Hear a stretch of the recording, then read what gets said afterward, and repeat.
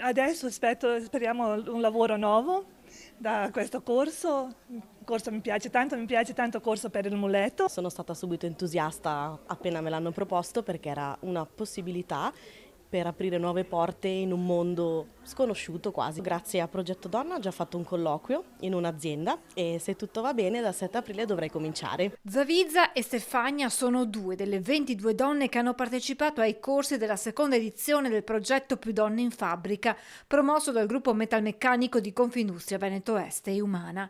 Entrambe disoccupate ora sperano, come le altre colleghe, di poter trovare un impiego e i dati dell'edizione 2025 sono in tal senso incoraggianti, con picchi del 90% di inserimento lavorativo in un ambito nel pensare comune prettamente maschile. Sono fabbriche tecnologiche dove si innova molto, dove adesso abbiamo robot collaborativi, macchinari sempre più semplici da utilizzare e anche l'intelligenza artificiale che arriva, quindi uno stereotipo totalmente da sfatare dove le donne non solo possono trovare un posto ma possono dare un grandissimo contributo. Le partecipanti di età compresa tra i 20 e i 63 anni hanno seguito corsi per formazione di addetta al controllo qualità, per il patentino per la guida del carrello elevatore, per addetta all'assemblaggio.